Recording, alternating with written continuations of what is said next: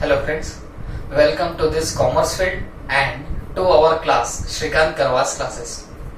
हाल फिलहाल में आप सभी लोगों ने 10th के एग्जाम्स दे चुके हो और उसके तो मेरे हिसाब से सीबीएसई का तो आज रिजल्ट भी आ चुका है। मुझे जब तक अपडेट मिले तो एक दो बच्चों का काफी अच्छा स्कोर मुझे देखने को मिला, तो congratulation to all of them. Okay, और बाकी सबका भी अच्छा ही आएगा ये होप्स लेके मैं पहले ही आपको एडवांस में कॉन्ग्रेचुलेशन जरूर कर दूंगा।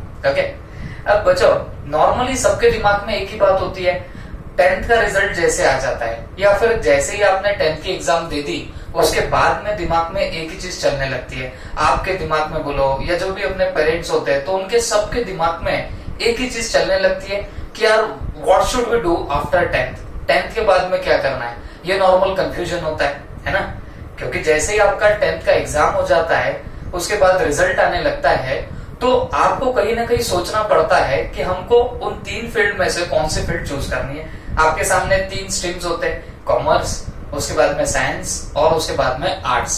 ओके, तो 3 फील्ड्स आपके सामने खुल जाती है। देखा जाए तो तीनों भी फील्ड्स काफी अच्छी है। मैं उनमें से नहीं हूँ बच्चों जो मैं आपको बोलूं मैं कॉमर्स में टीच कर रहा हूँ तो इसलिए मैं आपको बोलूंगा कि यार कॉमर्स ही सबसे बेस्ट है। मैं उन टीचर्स में से बिल्कुल भी नहीं हूँ। ओके, ये वैसा देखा जाए तो तीनों भी फील्ड्स काफी क्रीमी है, प्रोवाइडेड आप लोग कितना डेडिकेशन से जो भी फील्ड चूज कर रहे हो उसमें आप कैसे आपका परफॉर्मेंस दोगे उस पर वो डिपेंड करेगा। अब बहुत लोग आर्ट को ऐसे समझते हैं यार आर्ट में क्या रखा है।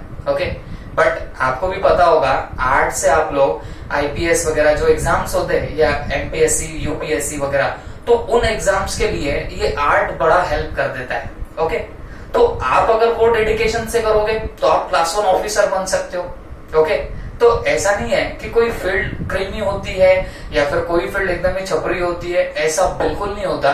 मैं तो एक ही मानने वाला हूँ बच्चों कि आप कितना आपका डेडिकेशन आपका डिवोशन कैसे लगाते हो किसी भी पर्टिकुलर फील्ड में, और जो भी आप लोग आगे चल के कोर्स परस्यू करोगे उसमें आपका डेडिकेशन कैसा है, बस उस पर सब कुछ मैटर करता है। ओके, हाँ, अब क्योंकि हम लोग यहाँ पे कॉमर्स के क्लास स्टार्ट कर रहे हैं, ओके, आज से हम लोग कॉमर्स 11th के क्लासेस हम लोग चालू करने वाले हैं, तो definitely I should talk more about our commerce. Okay, अब देखो बच्चों जैसे आप लोग कॉमर्स में आते हो तो आप लोगों के दिमाग में पहले से एक चीज पड़ी हुई होती है कि यार कॉमर्स में आ रहे तो तुम मे बी आप सीए ही करने वाले हो। ओके, या तो बाकी के लोग ये एस्टिमेट करते हैं या आप अपने मन में ये बना के आ जाते हो कि यार कॉमर्स में आना है तो हमको आगे चल के सीए ही करना है। बट वैसा देखा जाए तो कॉमर्स एक ऐसी फील्ड है बच्चों जिसके अंदर आपको काफी सारे ऑप्शंस क्रिएट होने लगेंगे। सीए उसमें बेहतरीन प्रोफेशन बन सकता, उसके अलावा सीएस कंपनी सेक्रेटरी, ओके, ये भी एक प्रोफेशनल कोर्स है। उसके अलावा आईसीडब्ल्यू है, सीएमए जिसको बोला जाता है, कॉस्ट एंड मैनेजमेंट अकाउंटिंग, ये 3 प्रोफेशनल कोर्सेस माने जाते हैं। ओके, तीनों भी क्रीमी प्रोफेशन है। आगे चल के आप लोग अगर ये परस्यू करते हो तो आप ऐसा पकड़ के चलना है कि आपका security of job, security of life आपको मिल जाएगा। ओके, तो ये 3 ऐसे कोर्सेस हैं। इसके अलावा भी काफी सारे कोर्सेज आपके कॉमर्स से खुलते हैं। जैसे आप लोग आगे चल के बैंकिंग में जाना चाहते हो तो आप कॉमर्स के रूट से इजीली पहुंच सकते हो। ओके, फिर उसके बाद में कुछ लोग एलएलबी करना चाहते हैं, लॉयर अगर बनना चाहते हो या फिर आगे चल के जज बनना चाहते हो तो भी यहाँ से लाइन खुली है। काफी लोग आगे चल के एमबीए परस्यू करना चाहते हैं, लाइन खोली है। बीबीए करना चाहते हो, लाइन खोली है। बोलने का मतलब क्या है, यहाँ से काफी सारे आपके लाइन्स वगैरह खुलने लग जाते हैं। ओके, अब काफी सारे बच्चे जिनसे मैं काउंसलिंग में वगैरह उनसे जो बात होती है तो एक चीज तो समझ में आ जाती है कि आजकल के आपके जैसे बच्चे लोग काफी डिटरमाइंड होते हैं। हमको हमारे टाइम की बातें याद है, हम तो भाई 10th हो रही है, रिजल्ट आ रहा है, उसी में हम पढ़े कि भाई हमको करना क्या है। ओके, 12th भी हो जाए तब तक डिसाइडेड नहीं होता है कि एग्जैक्टली करना क्या है। बट तुम में से काफी सारे मैंने ऐसे स्टूडेंट्स देखे जिनका पहले से गोल डिटरमाइंड है। ओके, कॉमर्स में आ रहे तो जस्ट फॉर डूइंग सीए करने के लिए ही आप लोग कॉमर्स में आ रहे हो, ये पहले से आपका प्री डिटरमाइंड क्राइटेरिया रखा हुआ है। ओके, तो ये काफी अच्छी बात है बच्चों, आप लोग पहले से आपका गोल फिक्स कर चुके हो। हाँ, अब बात करेंगे अपने क्लास की। तो माई सेल्फ सीए श्रीकांत करवा, मैं काफी पहले से क्लासेस ले रहा हूँ, अप्रोक्स 2016 से मैं क्लासेस लेता हूँ। प्रायर टू बिकमिंग सीए मैं यहाँ पे क्लासेस लेना स्टार्ट कर दिया था। Initially I have started with CA intermediate, जो सीए की सेकेंड लेवल होती है, वहां से मैंने स्टार्ट किया था। कुछ सीपीटी की रिवीजन बैचेस लिया करता था, वहां से अपना थोड़ा थोड़ा स्टार्ट किया था along with my CA final exam preparation. तो यहाँ से सीए फाइनल की एग्जाम भी प्रिपेयर हो रही थी और यहाँ से क्लासेस भी लेना शुरू था। Okay, in 2018 I became CA. 2018 में मैं सीए बना और उसके बाद से तो फिर मैं फुल फ्लेज यहाँ पे क्लासेस में उतर गया। ओके, तो वैसा देखा जाए तो हमने मेनली स्टार्ट किया था इंटरमीडिएट से, फिर उसके बाद में लास्ट ईयर से हमने फाउंडेशन भी स्टार्ट किया और इस बार भी हमारा फाउंडेशन का तो बैच चल ही रहा है। लेकिन ये फाउंडेशन की बैच लेते वक्त एक चीज मेरे को नोटिस हुई, काफी सारे बच्चे लोग जो होते हैं जो फाउंडेशन में आते हैं आफ्टर गिविंग 12th एग्जामिनेशन, तो उनके साथ में मेरे को एक जरा सी कॉमन प्रॉब्लम दिखाई दी। I am not talking about all the students, सारे स्टूडेंट की बात नहीं बच्चों, जरा जरा से आप पकड़ के चलना। अगर मान के चलिए 20 आपके पास में स्टूडेंट्स होंगे तो उसमें से 70% बच्चे जो होंगे उनमें एक प्रॉब्लम होती थी और बाकी के 30 में कुछ प्रॉब्लम होती नहीं थी। प्रॉब्लम क्या होती थी? जैसे अकाउंटिंग का मैं अगर सब्जेक्ट पकड़ू तो काफी बच्चे ऐसे होते थे जिनके कॉन्सेप्ट क्लियर ही नहीं होते। ओके, जो कॉन्सेप्ट रिक्वायर्ड होते हैं फॉर बिकमिंग सीए, मैं तो सिर्फ एक अकाउंट की बात कर रहा हूं, तो आपको जैसे कॉन्सेप्ट रखते हैं, रिक्वायर्ड होते हैं राइट फ्रॉम द बिगिनिंग, तो वो कॉन्सेप्ट क्लियर होते नहीं है। और फिर वो बच्चे जब फाउंडेशन में आते हैं तो डेफिनेटली उनका जो रिजल्ट होता है वो उतना अच्छा निकल के नहीं आता। What is the reason? Base नहीं गिरता है अच्छे से। ओके, और काफी लोग यही अपनी मेंटालिटी के होते हैं कि यार 11th है, कॉमर्स अगर ले रहे तो कॉमर्स में थोड़ा सा आजादी होती है as compared to science. Science के बच्चे लोग देखो 11th 12th से जबरदस्त प्रिपरेशन तैयार कर लेते हैं। ओके, उनको पता होता है कि उनको कितना पढ़ना है ना, तो वो लोग क्या करते हैं राइट फ्रॉम 11th मरमर करते, बेचारे मेहनत करते, बहुत हार्डवर्क करते, पढ़ाई करते एंड अकॉर्डिंगली अपने लाइन में आगे भी बढ़ जाते हैं। बट कॉमर्स में एक जनरल मेंटालिटी ये होती है बच्चों कि यार कॉमर्स में आगे आजादी रहेगी, है ना, ये साइंस जितना टफ तो होता नहीं है। Definitely I am not talking about toughness, tough बिल्कुल नहीं है बच्चों, लेकिन हंसते खेलते आपको कहीं ना कहीं कॉन्सेप्ट्स भी तो समझने पड़ेंगे, कहीं ना कहीं आपको डेप्थ में भी तो जाना पड़ेगा कि ये हमारा आगे जो हमको जो भी प्रोफेशन में आप जाना चाहो, हमने इतनी सारी लाइन के बारे में बातें की, आप किसी भी लाइन में जाना चाहोगे ना बच्चों, तो उसका जो बेस होता है ना, वो बेस आपका 11th एंड 12th में गिरता है। क्योंकि आपको भी पता है अब आप जब 11th में एंटर कर रहे हो तो आपके सामने सारे सब्जेक्ट नए नए सब्जेक्ट्स होंगे, पुराने सब्जेक्ट सब पीछे रह गए एक्सेप्ट मैथ्स। आपको अब कोई सब्जेक्ट आपका पुराना नहीं मिलेगा। हाँ, वो बात अलग है, छोटा मोटा पार्ट आपको शायद मिल सकता है। ठीक है, तो बोलने का मतलब क्या है? बोलने का मतलब ये होता है बच्चों कि क्योंकि आप लोग ऐसे फील्ड में आगे हो कि जहां आपको काफी सारे नए सब्जेक्ट्स मिलेंगे। अब डेफिनेटली आप जब नए सब्जेक्ट पढ़ रहे हो तो उसकी स्टार्ट हो रही है 11th से, तो 11th में अगर आपका बेस अच्छा गिर जाए तो I am assuring you guys, आप आगे कोई भी कोर्स करना चाहो, सीए करना चाहो, सीएस करना चाहो, सीएमए करना चाहो, आप मान के चलो आगे एलएलबी भी करना है आपको, या और कोई भी कोर्स एमबीए करना है, या जो भी आप लोग कोर्स करना चाहो, लेकिन आपका अभी अच्छे से बेस गिर गया तो आप पकड़ के चलो, आगे चल के आपको डेफिनेट सक्सेस मिलेगी। तो सेम प्रॉब्लम फाउंडेशन में मैं फेस करने लग गया। देखने को मिल रहा था कि यार काफी लोग ऐसे होते हैं जिनके बेस पक्के नहीं होते हैं। 11th 12th ऐसे कैजुअली निकाला होता है, 12th तो भी ठीक ठाक पढ़ लेते हैं बट 11th पूरा कैजुअली निकाल लेते हैं। ओके, और उसकी डिफिकल्टी उनको आती है फाउंडेशन के अंदर या सीए कोर्स के अंदर या सीएस या आईसीएमए कोर्स के अंदर। तो प्रॉब्लम बाद में आने से अच्छा है हमने यही सोचा कि यार अब से अपन क्या करेंगे, राइट फ्रॉम 11th क्या करेंगे, हम लोग बच्चे जो भी हमारे होंगे तो उनको हम लोग बेस तो गिराएंगे, जो रिक्वायर्ड होगा आगे प्रोफेशनल कोर्सेज को टैकल करने के लिए। ओके, जो भी आपके प्रोफेशनल कोर्स होंगे तो उसको आप टैकल कैसे करोगे, उसके लिए इंपॉर्टेंट होता है बेस गिराना, और वो बेस गिराने का काम हम लोग राइट फ्रॉम 11th करेंगे। ओके, टू बी स्पेसिफिक, हम 11th से ही हम सीए के लेवल पे हम लोग स्टडी करने लगेंगे। अब जैसे आपको पता भी होगा, हम लोग ये जो क्लास है वो चलाने कैसे वाले, इसमें 11th 12th फाउंडेशन बोल के एक पैकेज होगा, उस पैकेज के अंदर काफी लोगों ने रजिस्ट्रेशन किया भी है। लेकिन जो बच्चे सिर्फ नॉर्मल 11th करना चाहेंगे उसको भी यहाँ पे एंट्री है, नो डाउट, उसमें कोई शक नहीं है। लेकिन अब ये दोनों में फर्क क्या रहेगा? कोई बच्चा सिर्फ 11th का ही क्लास लगाना चाहता है और कोई 11th 12th फाउंडेशन इस रूट से आना चाहता है या कंप्लीट पैकेज लगाना चाहता है, तो what will be the difference? Difference क्या रहेगा ये मैं आपको समझा देता हूं। देखो बहुत सीधी सी बात है, कोई अगर पर्टिकुलर बच्चा सीए फाउंडेशन, फिर उसमें आ गया 11th और 12th, ऐसे पैकेज बोल के अगर अपने पास में आता है, तो इस पर्टिकुलर बच्चे को होगा क्या? जब 11th की बैच चलेगी तो 11th के जो सब्जेक्ट्स होते हैं वो तो definitely as per your schedule, या फिर जो आपका शेड्यूल होता है, जो सिलेबस होता है, उसके हिसाब से आपका 11th का सारा सब्जेक्ट स्टडी वगैरह सब चलेगी, ओके। लेकिन जो बच्चे ये पैकेज के अंदर बैठते हैं तो उनको सिर्फ 11th की ही स्टडी नहीं करनी है, उनको राइट फ्रॉम 11 सीए फाउंडेशन भी प्रिपेयर करना है, ओके। या हम लोग उनका सीए फाउंडेशन भी राइट फ्रॉम द बिगिनिंग कराने लग जाएंगे।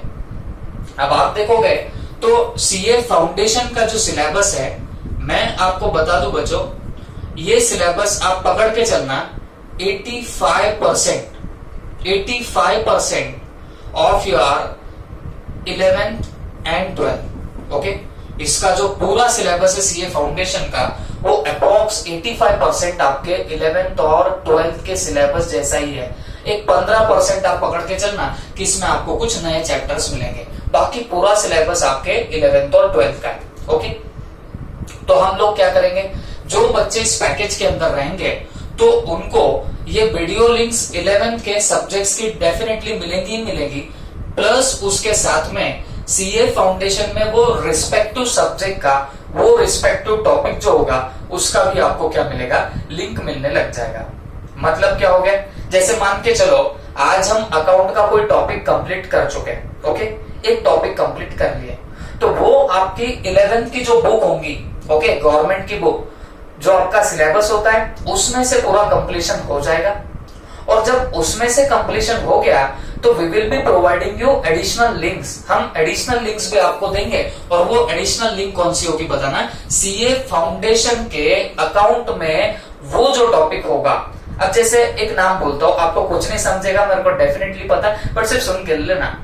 अब जैसे आपके 11th में एक चैप्टर है journal book, rectification of error, BRS वगैरह वगैरह, तो मैं 3 चैप्टर के नाम बोल चुका हूं, बीआरएस, रेक्टिफिकेशन, जर्नल बुक, ये है तुम्हारे 11th के अकाउंट में।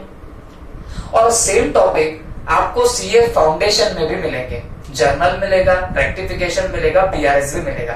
तो ये दोनों में टॉपिक है, 11th में भी है और सीए फाउंडेशन में भी है। आप ऐसा पकड़ के चलो, 11th में जितने चैप्टर अकाउंट में, इको में, फिर आपका मैथ्स देखोगे, वो सारे की सारे चैप्टर आपको सीए फाउंडेशन में भी मिलेंगे। तो हम लोग क्या करेंगे, 11th का एक बार पूरा कंप्लीशन करेंगे, और जो बच्चे इस पैकेज के अंदर रहेंगे हम लोग उनको सीए फाउंडेशन के उस रिस्पेक्टिव सब्जेक्ट में वो टॉपिक का लिंक भी सेंड कर देंगे। मतलब क्या होगा बच्चों, आप ऐसा पकड़ के चलो, आपके सीए फाउंडेशन के कुछ सब्जेक्ट का, जैसे अकाउंट हो गया, फिर उसके बाद में इको हो गया, फिर आपका मैथ्स हो गया, ओके, ये सब्जेक्ट ऑलमोस्ट आपके हाफ कंप्लीट हो जाएंगे। 50% आपका सीए फाउंडेशन का जो सिलेबस होगा वो इन 11th ही कंप्लीट हो जाएगा। 11th में ही आपका ये सब क्या हो जाएगा, कंप्लीट हो जाएगा syllabus of your CA foundation, तीनों भी सब्जेक्ट का। आप बोलेंगे सर एक और सब्जेक्ट होता है, जी हाँ, फाउंडेशन में एक और सब्जेक्ट होता है लॉ। वो लॉ के आपको मैं राइट फ्रॉम 11th आपको लिंक्स प्रोवाइड करूंगा, लेकिन कुछ टाइम निकलने के बाद। तो कंक्लूड करूं पूरे डिस्कशन को, तो मैं बोलना क्या चाह रहा हूं, जो बच्चा इस पर्टिकुलर पैकेज के अंदर आएगा तो उसको 11th तो पूरा कंप्लीट मिलेगा ही मिलेगा, प्लस उसके साथ में उसका सीए फाउंडेशन का ये जो लॉ का सब्जेक्ट है ये पूरा राइट फ्रॉम 11th कंप्लीट होता हुआ नजर आएगा। उस बच्चे को हम लोग पूरा 11th में क्या कर देंगे, पूरा ये लॉ सब्जेक्ट पूरा कवर कराएंगे, और उस बच्चे का अकाउंट, इको एंड मैथ्स का ऑलमोस्ट 50% जो सिलेबस होगा, ऑलमोस्ट 50% सिलेबस आप पकड़ के चलो 11th में ही कंप्लीट हो जाएगा। फिर यही जो बच्चा बाद में जाएगा 12th में, तो 12th में वैसे ही 12th के सारे सब्जेक्ट होंगे और उसको अब 12th में जो पर्टिकुलर टॉपिक सीए फाउंडेशन से मैच करता है तो वही टॉपिक उसको सीए फाउंडेशन का यहाँ पे भी दिया जाएगा। 12th में भी उसको फर्दर लिंक बोलो या क्लास में अटेंड कराना बोलो, हम लोग उनको वो भी चीजें प्रोवाइड करेंगे। तो मतलब हो क्या रहा है बच्चों, आपका 12th में ये जो बाकी के 3 सब्जेक्ट है ना, उसका और ऐसा पकड़ के चलना 30 to 35% सिलेबस और कंप्लीट हो जाएगा। बोलने का मतलब क्या है, आपकी जब तक 11th 12th कंप्लीट होगी ना बच्चों, तब तक आपका सिर्फ 11th 12th कंप्लीट नहीं होगा, आपका सीए फाउंडेशन का ऐसा पकड़ के चलना 85% सिलेबस कंप्लीट हो जाएगा। एंड दिस सब्जेक्ट लॉ तो आपका मेरा पूरा ही की पूरा कवर करा के हो जाएगा इन 11th ओनली। क्यों लॉ पूरा मैं 11th में करा लूंगा, क्योंकि reason is that law subject आपको ना 11th में मिलेगा ना 12th में मिलेगा, ये सीधा सीए फाउंडेशन में मिलेगा। तो ये जो पर्टिकुलर सब्जेक्ट है, कोई बच्चा 11th 12th करके आए, कॉमर्स से आए या साइंस से आए या कहीं से आए, कहीं से भी आया, तो ये सब्जेक्ट सबको न्यू मिलता है, लॉ सब्जेक्ट न्यू मिलता है। तो वो न्यू डायरेक्टली आपको सीए फाउंडेशन में न बताते हुए मैं आपको राइट फ्रॉम 11th क्या करूंगा, वो सब्जेक्ट से इंट्रोड्यूस करा दूंगा। तो आप 11th में एक बार देखोगे, 12th में एक बार लॉ कंप्लीट करोगे, और जब आपकी सीए फाउंडेशन की एक्चुअल अटेम्प्ट आएगी तब भी आप लोग क्या करने वाले हो, ये पर्टिकुलर लॉ सब्जेक्ट वापस से देखने वाले हो। तो अगर मैं आपको बोलूं तो ये लॉ सब्जेक्ट इन टोटलिटी आपका 3 टाइम्स कंप्लीट हो जाएगा। ओके, 3 टाइम्स आपका ये सब्जेक्ट कंप्लीट होगा।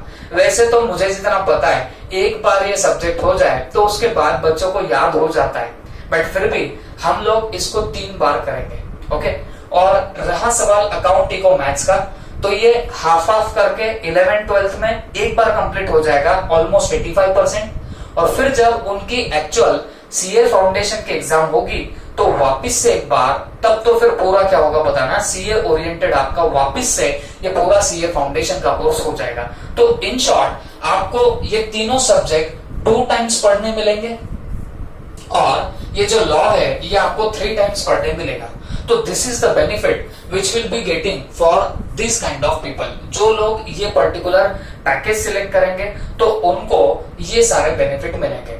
और बात बहुत सीधी है बच्चों, क्योंकि हम लोग राइट फ्रॉम 11th तैयारी करा के लेंगे, तो राइट फ्रॉम 11th अगर आप लोग प्रिपरेशन करोगे फॉर सीए क्लास, तो डेफिनेटली आपका वो जो पर्टिकुलर रैंक वैंक के जो सपने होते हैं वो सपने पूरे होंगे। ओके, और 100% वहां से रिजल्ट निकलने भी लग जाएगा। बात समझ में आ रही है? और बस इसी रीजन की वजह से हम लोग 11th का बैच स्टार्ट कर रहे हैं। नहीं तो मैंने जैसे बताया, हम तो इंटरमीडिएट से स्टार्ट करे हुए, फिर उसके बाद फाउंडेशन तो पिछले ईयर से चालू किया, और इस ईयर में भी हमने चालू किया हुआ है, बैच कंटिन्यू है।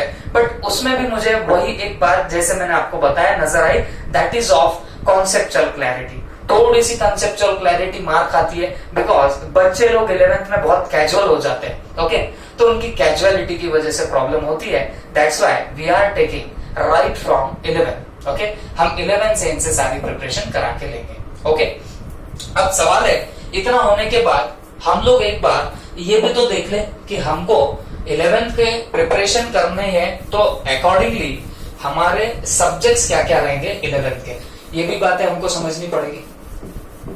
तो एक बार उस पर भी नजर घुमा लेते हैं। तो बच्चों 11th में आपके सब्जेक्ट्स कुछ ऐसे रहेंगे। आपका एक सब्जेक्ट रहेगा इंग्लिश। ओके, ये फर्स्ट लैंग्वेज आपकी बनेगी। सेकेंडली आपकी रहेगी सेकेंड लैंग्वेज। अब ये सेकेंड लैंग्वेज आपकी हिंदी हो सकती है, आपकी मर्जी, या आप लोग मराठी ले सकते हो, या फिर आप लोग आईटी भी यहां पे ले सकते हो, information technology. Okay, I think Sanskrit भी अवेलेबल है, and that depend upon your college. आप कॉलेज कौन सा सिलेक्ट करते हो उस पर डिपेंड करेगा। इसके अलावा यहां पे सब्जेक्ट होगा आपका book keeping and accountancy. Book keeping and accountancy. इसके बाद आप लोगों का और एक सब्जेक्ट होगा, that will be O C, organisation of commerce. उसके बाद एक और सब्जेक्ट होना है एसपी। अब एक चीज मैं आपको बता दूं, वैसे देखा जाए तो ओसी के ऑब्लिक में मैथ्स आता है, एसपी के ऑब्लिक में मैथ्स आता है। मतलब क्या, या तो आप ओसी या मैथ्स दोनों में से कोई एक सिलेक्ट करो, या फिर एसपी या मैथ्स दोनों में से कोई एक सिलेक्ट करो। ओके, तो डेफिनेटली दोनों में आप लोग मैथ्स तो सिलेक्ट नहीं कर सकते। ओके, तो अगर आपने यहाँ ओसी सिलेक्ट किया है तो यहाँ मैथ्स रहेगा, एसपी नहीं रहेगा। एसपी सिलेक्ट किया तो ओसी नहीं रहेगा, मैथ्स रहेगा। Okay, and that depends upon our college. हमारे कॉलेज पे डिपेंड करेगा कि वहां पे क्या रहेगा क्या नहीं। मेरे को जहां तक पता है जेईएस कॉलेज में मैथ्स सब्जेक्ट आप लोग ले तो सकते हो, बट मैथ्स सब्जेक्ट लेने के बाद प्रॉब्लम एक हो सकती है, आपको कॉलेज में कोई टीचर अवेलेबल नहीं होगा। आपको शायद डायरेक्टली क्या करना है, आप लोग क्लासेस वगैरह ज्वाइन कर सकते हो एंड अकॉर्डिंगली पेपर दे सकते हो। फिर भी ये जब कंफर्मेशन मिल जाएगा तो आपको और मैं डिटेल में बताऊंगा, बट एक्चुअल में देखा जाए तो ऐसे ऑब्लिक में होता है। ओके, अब सवाल ये उठता कि सर हमने मैथ्स अभी से लेना या बाद में लेना, तो मेरा आंसर बहुत सिंपल है। मैं आपको एक बात बताता हूँ, फाउंडेशन में आपको एक सब्जेक्ट होता है मैथमेटिक्स एंड स्टैट्स, है ना। अब ये जो पर्टिकुलर सब्जेक्ट है, ये सब्जेक्ट कहीं ना कहीं दिक्कत पैदा करता है सीए फाउंडेशन में उन बच्चों के लिए जिन बच्चों का 11th एंड 12 बिना मैथ्स के गुजरा। मतलब जिन्होंने मैथ्स 11th 12th में नहीं किया, तो उनकी तकलीफ डेफिनेटली जाती ही जाती है फाउंडेशन में आके, और वो भी जाती है एक ही सब्जेक्ट में, दैट इज मैथ्स। क्यों, क्या प्रॉब्लम हो जाती है इससे कि हमारी क्या मैथ्स से दुश्मनी होती है? ऐसा कुछ नहीं होता। आप भले कितने भी स्ट्रांग हो मैथ्स में up to 10th, but problem क्या होती है बच्चों, 11th एंड 12th आपके अगर 2 इयर्स बिगर मैथ्स के निकल जाए, बिना मैथ्स के निकले, तो आपका वो जो हाथ बैठना है ना सब्जेक्ट पे, हाथ बैठता नहीं है, हाथ छूट जाता है। और फिर डायरेक्टली अगर आपके सामने फाउंडेशन आ जाए जिसमें हार्डली आपको 5 to 6 मंथ होते हैं पढ़ने के लिए, तो जो 2 साल का गैप गिरता है ना बच्चों, तो वो आपके आगे के 5-6 महीने में नहीं भर के निकलता। तो इसके लिए रिकमेंडेड तो यही रहेगा आप लोगों को कि आप राइट फ्रॉम 11th क्या करो, मैथ्स ले लो। आपको कोई भी कॉलेज में एडमिशन करना है, जेईएस में करना है या बारवाले में करना है, you should select maths. Maths select कर लोगे तो फिर आपको फाउंडेशन में कहीं दिक्कत नहीं जाएगी। इस बात का आपको ख्याल रखना पड़ेगा। ओके, तो दीज आर योर सब्जेक्ट। किसी को नोट करना है तो नोट कर लिया करो, ठीक है। अब सवाल है, हमारे पास अपने क्लास में कौन कौन से सब्जेक्ट पढ़ाएगा? ओके, तो मैं आपको बता दूं, ये सब्जेक्ट अपने पास कवर नहीं होंगे। इंग्लिश एंड सेकेंड लैंग्वेज ये आप कहीं से भी मैनेज कर सकते हो। रहा सवाल बुक कीपिंग एंड अकाउंटेंसी का, तो इसको प्यार से बोल, तो ये जो अकाउंट सब्जेक्ट है ये रहेगा मेरा सब्जेक्ट। ओके, ये मैं लूंगा, ठीक है। अब उसके पीछे भी आइडियोलॉजी ऐसी है, अगर मैं 11th से ही आपको अकाउंट्स पढ़ाऊं, ओके, 11th में मैं पढ़ाऊंगा, 12th में मैं पढ़ाऊंगा, तो जब आप फाउंडेशन में वापस मेरे साथ पढ़ोगे तो बच्चों ऐसी बातें हो जाएगी कि आपको आधे से ज्यादा चीजें राइट फ्रॉम 11th 12th पता हो ही जाएंगी। और प्लस आप लोग वो जो फाउंडेशन के भी लेक्चर देखोगे तो फिर होने क्या वाला है बताना, वो तो आपका आधा काम तो उधर ही होगा। तो इसके लिए मैं ही आपको क्या करूंगा, 11th 12th और फिर फाउंडेशन के लिए आपको बुक कीपिंग एंड अकाउंटेंसी पढ़ाऊंगा। ओसी के लिए हमारे पास में मैम रहेंगे अक्षया पंच बोल के। मैथ्स के लिए हमारे पास में टीचर है जिनका नाम है सीए चैतन्य भावकर। ओके, ये आपको पढ़ाएंगे मैथ्स। ओके, और ना सिर्फ मैथ्स, इसमें और एक सब्जेक्ट बाकी है बच्चों, दैट इज इकोनॉमिक्स। ओके, तो ये इकोनॉमिक्स का जो सब्जेक्ट है ये भी चैतन्य सर ही आपका कवर करेंगे। तो चैतन्य सर आपका 2 सब्जेक्ट कवर करेंगे, एक हो गया मैथ्स और एक हो गया आपका इकोनॉमिक्स, ठीक है। उसके बाद एसपी के लिए हमारे पास और एक मैम रहेंगे, that is Ankita Lahoti ma'am. ये आपका एसपी कवर करा के ले लेंगे, ठीक है। तो this is all about our subject and distribution. वो तो फिर जैसे जैसे वीडियो की लिंक आएगी आपको उनका पूरा डिटेल में इंट्रोडक्शन भी मिल जाएगा, वो आपको और भी ज्यादा इन सब्जेक्ट के बारे में डिटेलिंग में बता भी देंगे। ओके, आप लोगों से रिक्वायर्ड क्या रहेगा, मुझे एक बात समझ के लेना बच्चों, हम लोग ये रिकॉर्डेड लेक्चर्स के थ्रू पढ़ाई करने वाले हैं। अब ये आपके लिए भी नया है, हमारे लिए भी नया है। आपने आज तक टीचिंग कैसे करी है? आप लोग कोई क्लास में बैठ रहे हो, वहां पे बैठ के टीचर पढ़ा रहे हैं, आप फोकस कर रहे हो, ओके, ये एटमॉस्फेयर में आपने आज तक स्टडी करी है। आपके आजू बाजू में आपके फ्रेंड सर्कल के बच्चे लोग होंगे, ओके, जो खुद भी पढ़ाई ही करते हैं, तो ये एटमॉस्फेयर में पढ़ना उतना डिफिकल्ट नहीं होता। अब फर्क कहां पे गिरने लगेगा? Now we are going through recorded lectures. हम लोग रिकॉर्डेड लेक्चर से जाएंगे और आप लोग आपके घर में पढ़ोगे। मैं ऑनलाइन भी लूं तो भी आप लोग घर पे पढ़ने वाले हो, और रिकॉर्डेड लूं तो भी आप लोग घर पे पढ़ने वाले हो। अब प्रॉब्लम क्या होता है? घर पे जब पढ़ोगे तो उसका प्रॉब्लम ये होगा, एटमॉस्फेयर घर का ही होता है, आपको बहुत अच्छे से पता है, ओके। तो ये आपके लिए एक चैलेंज रहेगा कि आप इस एटमॉस्फेयर में रह के कैसे प्रॉपरली पढ़ाई करोगे, ओके। ये चैलेंज आप लोगों के लिए, तो आपको उतना स्टेबिलिटी ऑफ माइंड रखना पड़ेगा एंड अकॉर्डिंगली ये चैलेंज को फुलफिल करके बताना पड़ेगा, ओके। रिकॉर्डेड लेक्चर भेजने के पीछे एक पर्पस ये भी है। ऑनलाइन लेक्चर भी लिए जा सकते हैं, लाइव लेक्चर भी लिए जा सकते हैं, but the problem is that, होता है सबसे बड़ा प्रॉब्लम नेटवर्क का, ओके। ये नेटवर्क ऐसी चीजें बच्चों, ये बीच में आएगा, बीच में जाएगा, कुछ भी हो सकता है, तो इसके लिए हम लोगों को उस रूट से जाना ही नहीं है। दूसरी उसमें प्रॉब्लम ये होती है, किसी बच्चे का कोई रीजन हो जाता है, अभी एटमॉस्फेयर इतना गंदा है, आपके आजू बाजू में आप लोग देखते होंगे, कोई एरिया सील हो गया, न्यूज आती है, अरे ये चला गया। अभी तो ऐसा हो रहा है, जान पहचान के लोगों को भी कहीं ना कहीं पॉजिटिव केस निकल के आती है, तो हो ना हो माइंड डिस्ट्रैक्ट जरूर हो जाता है। और ऐसे डिस्ट्रैक्शन के माहौल में पढ़ना, I know very well, it's very difficult तो होने ही वाला है। अब होगा क्या, अगर मैं लाइव लेक्चर ले लूं, ओके, आप किसी बातों में इन्वॉल्व हो, आगे पीछे कुछ चल रहा है, कर रहे हैं, तो आई डोंट थिंक कि आप उतना प्रॉपर कॉन्सेंट्रेट कर पाओगे, मुझे नहीं लगता। तो ये रिकॉर्डेड लेक्चर्स की खासियत ये रहेगी बच्चों कि ये लेक्चर्स आपको डायरेक्टली यूट्यूब लिंक पे या यूट्यूब लिंक के थ्रू आपके ईमेल पे पहुंच जाएंगे। अप टू 5 PM आपको ये लिंक्स मिल जाएगी, ओके। और 5 PM के बाद में it is up to you when to watch this particular videos। ये वीडियो कब देखना है ये अब आपके हाथ में, ओके। तो आप आपका एक टाइम फिक्स कर दो, ओके। लेट्स से किसी ने डिसाइड किया, यार सर भले 5 को डाले, मैं 7 को देखूंगा या देखूंगी, आपने सिलेक्ट कर लिया टाइम, दैट्स इट। क्या बात है, क्या प्रॉब्लम है? कुछ भी नहीं।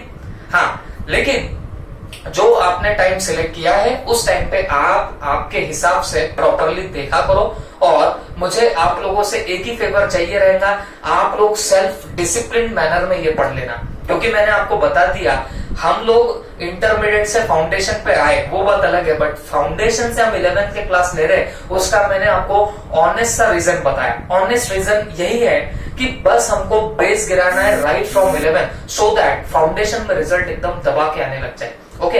ऐसा नहीं है कि पास्ट में फाउंडेशन में रिजल्ट भी कम आता है, आता बहुत अच्छा है रिजल्ट। अभी हमारे पास्ट में काफी बच्चे ऐसे थे जो रैंकिंग लेवल तक पहुंचे थे फाउंडेशन में, बट कुछ बच्चों के पास होने से एज अ टीचर दिल को सेटिस्फेक्शन नहीं मिलता। जब सारे बच्चे एकदम धमाकेदार रिजल्ट लेके आए, दैट सेटिस्फेक्शन इज डिफरेंट, वो अलग सेटिस्फेक्शन होता है। तो बस वो सेटिस्फेक्शन पाने के लिए हम लोग भी 11 से स्टार्ट कर रहे हैं, ओके। तो डेफिनेटली आपको भी उतना सेल्फ डिसिप्लिन रहना पड़ेगा। और देखो भाई, ये यहाँ पे आपको इतना टाइम मिलेगा क्योंकि 11th में इतनी कोई स्टडी होती नहीं है, ये बात पकड़ के चलो आप लोग। तो जो लोग सिर्फ 11 to 11 ही कर रहे हैं तो उनको काफी टाइम खाली रहेगा। तो अगर आप यहां से सीए फाउंडेशन की भी तैयारी स्टार्ट कर लेते हो तो आपका हार्डली स्पीकिंग 4 to 5 आवर्स आप लोग पकड़ के चलो डेली आपका खर्चा होएगा आपकी ये स्टडी में। बाकी के 20 आवर्स तो आप लोग तो फ्री ही रहने वाले हो, जो करना है आप लोग कर सकते हो।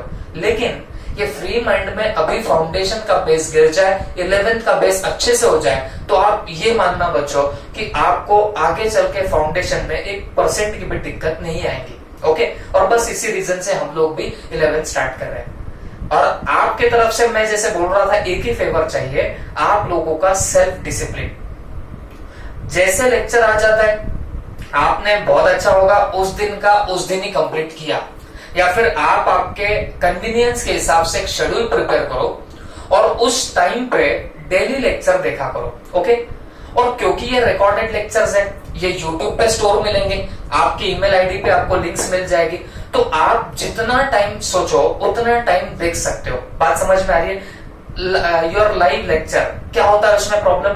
लाइव लेक्चर का प्रॉब्लम ये होता है कि अगर मान लो मैंने अभी कोई लेक्चर ले लिया तो प्रॉब्लम इज दैट कि फिर वो लेक्चर वहां पे स्टोर नहीं हो पाता, किसी का मिस हो गया तो मिस ही हो जाता है। तो ये प्रॉब्लम यहाँ पे नहीं होगी। यहाँ पे हम लोगों का लेक्चर रिकॉर्डेड होगा, तो आप जितना टाइम सोचो उतना टाइम उसको देख सकते हो, 1 बार 2 बार 3 बार आप देख सकते हो। ओके, और आपके कन्वीनियंस के हिसाब से आप लोग कभी भी देख सकते हो। अब रहा सवाल एक कि सर अगर हमको डाउट्स निकल के आते तो फिर हम क्या करेंगे? तो बेटा मैं एक बात बताना चाहूंगा, वैसे तो डाउट्स की रेंज क्या होती है ये हमको एज ए टीचर बहुत अच्छे से पता भी हो जाता है, तो अकॉर्डिंगली मैं ट्राई तो सब करूंगा कि आपके सारे डाउट आए ही ना, लेकिन फिर भी क्योंकि आपके लिए सब्जेक्ट नया है तो डेफिनेटली डाउट्स तो आने ही वाले।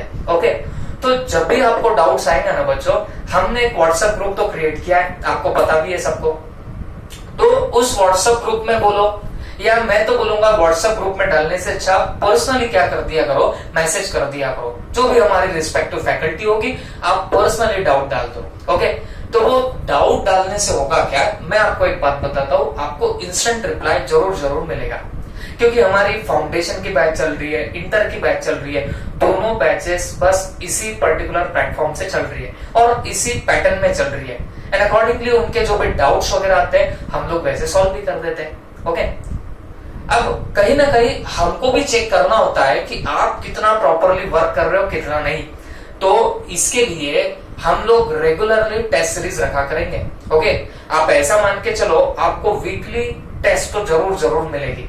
तो ये टेस्ट से होगा क्या, आप कितना प्रॉपरली कर रहे हो, ऐसा तो नहीं हो रहा है कि लेक्चर बस आके गिर रहे हैं आप उसको वॉच ही नहीं कर रहे हो, तो ये ना हो इसके लिए हम लोग रेगुलर टेस्ट सीरीज रखेंगे। वीकली आप लोग पकड़ के चलना, आपकी टेस्ट रहेंगी। ओके, हफ्ते भर में जितना पढ़ा है उसके टेस्ट होंगी। व्हाट्सएप पे आपको क्या करना है, उसके आंसर्स वगैरह आपको पिक सेंड करने, लिखोगे तो आप आपके नोटबुक में, और उसके पिक्स आप लोग मेरे को सेंड कर दोगे and you will be getting those paper after checking. Okay, अब ये सब बातें हैं, इतना सब कुछ है, इसमें हमारा काम क्या रहेगा, हमारा काम इतना ही रहेगा कि हमको जो हुआ तब का तब हमें पढ़ना है। ओके, भले ही वो फाउंडेशन की बात होगी, फाउंडेशन का मैं जो भी डालूंगा उसकी बात है, या फिर जो 11th का है आपने तब का तब करना। कुछ लोग हैं जो सिर्फ 11th के लिए कर रहे हैं, मैं बार बार बात तो इस पैकेज की कर रहा था, कुछ लोग हैं जो सिर्फ 11th कर रहे हैं। डेफिनेटली आप सिर्फ 11th ज्वाइन कर रहे हो, but I will tell you that आप फ्यूचर में कोई ना कोई तो कोर्स करोगे, तो कोई भी कोर्स करना है तो उसका बेस 11th ही रहेगा, क्योंकि यहाँ पे आपको सब्जेक्ट नए तौर पे मिलेंगे। तो ये बेस पक्के हो जाए आपके, तो आगे चल के कोई भी कोर्स आपके लिए डिफिकल्ट नहीं रहेगा। ओके, तो ये बात का आप लोग प्रॉपरली गौर करना। Okay, because it was first day, पहला ही दिन है, तो बस मैंने आपको एक बेसिक इंट्रो दिया। मेरा सब्जेक्ट तो बुक कीपिंग एंड अकाउंटेंसी है। एक्चुअल में 11th में आपको कॉमर्स में कौन कौन से सब्जेक्ट मिलेंगे इसकी भी मैंने आपको यहाँ पे लिस्ट लिखा के दिया हो। ओके, अब हम लोग जब नेक्स्ट लेक्चर में मिलेंगे, उस पर्टिकुलर लेक्चर से हम लोग ये हमारे particular subject, the very important one and very interesting one, that is book keeping and accountancy, इसके साथ में हम लोग शुरुआत करेंगे। Okay, thank you.